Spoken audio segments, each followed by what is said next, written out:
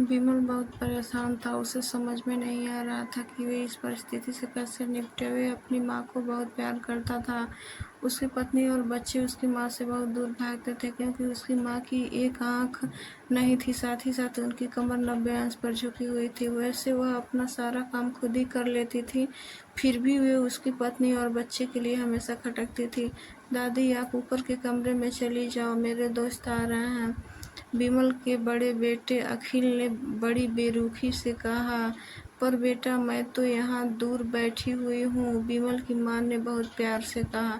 नहीं, आप उनके सामने मत रहो, वे मुझे चिढ़ाते हैं, अखिल ने जोर से डांटते हुए कहा। क्या हुआ अखिल, क्यों चिल्ला रहे हो? विमल की पत्नी कामनी ने किचन से ही आवाज लगाई। देखो न माँ, ये दादी यहीं ड्राइंग रूम में बैठी हैं और मेरे दोस्त आ रहे हैं, अखिल ने शिकायत भरे लहजे में कहा। माँ जी, ऊपर चली जाओ, क्यों हम लोगों को नीचा दिखाना चाहती हैं? कामिनी ने अपने बेटे के पक्ष लेते हुए बोली। बेचारी सरस्वती चुपचाप उठकर दीवार के सहारे ऊपर जाने लगी। कमर झुकी होने के कारण उन्हें ऊपर चढ़ने में बहुत परेशानी हो रही थी। वे पूरी ताकत से ऊपर के एक कोने वाले कमरे में जाकर बैठ गईं। विमल बाजू के कमरे से सब सुन रहा था। उसे कष्ट हो रहा था कि उसकी माँ को मेरे कारण अपमानित होना पड़ रहा है। वे असहाय था। अगर वे कुछ कहता है तो पत्नी और बच्चे उसका विरोध करने लगते हैं। दूसरी उसके तर्क भी सही लगते हैं। वे एक प्रशासनिक अधिकारी था। उसका सामाजिक स्तर बहुत ऊंचा था। उसकी ससुराल भी एक ऊंचे घराने में थी। वह चुपचाप इस तरह हर दिन अपनी माँ को अपमानित होते देखता रहता था। रात को विमल की पत्नी ने कहा, देखो जी, अब कुछ करो। कल कलेक्टर साहब की पत्नी आई थी। माँ जी ने अपने देसी धून धान में उनसे मिली। मुझे बहुत शर्म आ रही थी बताते हुए कि ये मेरी सास हैं। मैंने कह दिया कि दूर की रिश्तेदार हैं, इलाज कराने आई हैं। विमल को रोना आ गया, फिर भी वह चुप था। उसे समझ में नहीं आ रहा था कि वे क्या करे। अपने बेटे की स्थिति को सरस्वती अच्छी तरह से जानती थी और बेटे को कोई कष्ट न हो इसलिए वो हर बात को चुपचाप सह लेती थी। विमल बहुत उदास रहने लगा था। एक तरफ परिवार और सामाजिक स्तर में जीने की प्रतिबद्धता थी तो दूसरी ओर माँ।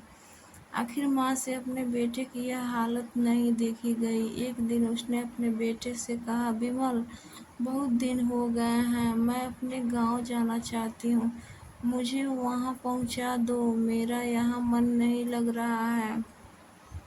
माँ, वहाँ तो कोई नहीं है, तुम्हारी देखभाल कौन करेगा? विमल ने आश्चर्य से पूछा।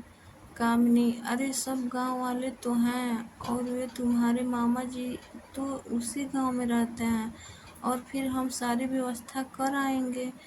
कामिनी को तो जैसे मन की मुराद मिल गई हो। हाँ बेटा, बहुत सही कह रही है, सरस्वती ने लंबी सांस लेते हुए बोली। विमल जानता था कि गांव में माँ की देखभाल करने वाला कोई नहीं है, लेकिन अपनी पत्नी के जिद के कारण वह अपनी माँ को गांव छोड़ने लेके गया। माँ को गांव छोड़कर आते वक्त उसे रोना आ रहा था, अपनी बेहोशी पर गुस्सा भी आ रहा था। परिवार, पत्नी और समाज ने उसके इन मनोभावों को दबा दिया और वो सुकून सा महसूस करने लगा। कुछ दिनों के बाद उसके चाचा, जो अमेरिका में रहते थे, आने वाले थे। जब विमल बहुत छोटा था, उसके पिता जीवित थे तब वे भारत आए थे और उसके बाद वे अब भारत आने वाले थे। पूरा परिवार और आस पड़ोस बहुत उत्साहित से अमेरिका से विमल के डॉक्टर चाचा आ रहे थे। डॉक्टर रमेश ने जैसे ही घर में कदम रखा, सबने मिलकर बहुत उत्साह से उनका स्वागत किया। क्यों विमल भाभी नहीं दिख रही हैं, कहाँ हैं? डॉक्टर रमेश ने उत्साहपूर्वक पूछा। जी, वे गांव में रहती हैं, यहाँ उनका मन नहीं लगता, कामिनी ने फटाक से उत्तर दे दिया। डॉक्टर रमेश ने विमल की ओर देखा तो विमल ने अपनी आंखें झुका ली। डॉक्टर रमेश सब समझ गए।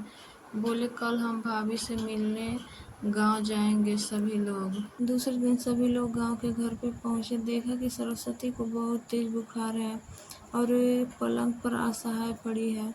डॉक्टर रमेश दौड़कर सरस्वती के पास गए, उसके पैर छूकर रोने लगे।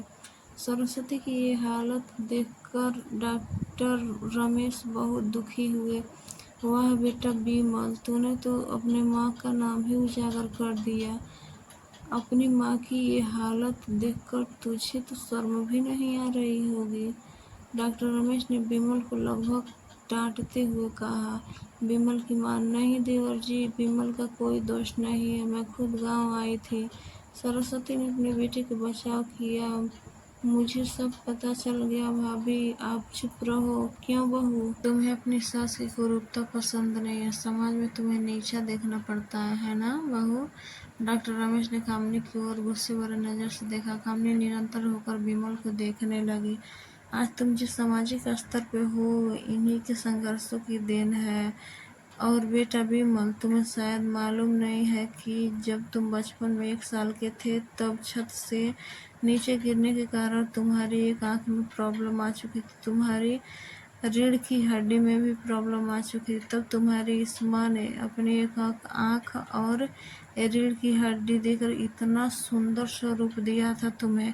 कामिनी बेटा, इतने सालों तक संघर्ष करके बेटे को प्रशासनिक अधिकारी बनाने वाली इस संघर्षशील औरत की ही हाथ है, और तुम लोगों ने इनकी यह दशा की है। तुम्हें ईश्वर कभी नहीं माफ करेंगे। डॉक्टर रमेश की आंखों से आंसू की जलधारा बह रही थी। तब भाभी आप मेरे साथ अमेरिका चलेंगी, यहाँ इन स्वार्थी लोगों के बीच नहीं रहेंगी। डॉक्टर रमेश ने सरस्वती से कहा। बिमल को तो काटो तो खून नहीं। डॉक्टर रमेश जो उसके चाचा थे, उन्होंने जब ये सारी बात बताई तो बिमल को यही लग रहा था कि मेरे से ज्यादा पापी कोई है ही नहीं इस दुनिया। वह दौड़ते गया और अपनी माँ सरस्वती के कदमों से लिपट गया। माँ, मेरे से बहुत बड़ा अपराध हो गया है। मैं जानबूझकर चुप्पी साधे रहा, आपका अपमान करवाता रहा। अब सिर्फ आप ही उस घर में मेरे साथ रहोगी और कोई नहीं रहेगा। बिमल ने गुस्से भरी नजरों से अपनी बीवी और बच्चे को की तरफ देखा। कामिनी को भी बहुत पश्चाताप हो रहा था, परंतु उसकी हिम्मत नहीं हो रही थी कि वो सरस्वती से आंख मिलाए। सरस्वती ने कामिनी की मनस्थिति को समझकर उसको चुप कराते हुए अपने पास बुलाया और बिमल को डांटते हुए कहा, खबरदार जो मेरी बहू को मुझसे अलग करने को कोशिश की तो तुझे ही घर से बाहर निकाल दूंगी। कामिनी और बच्चे ने सरस्वती के पैर पकड़ते हुए अपने व्यवहार पर माफी मांगी। माँ का हृदय ने सबको माफ कर दिया।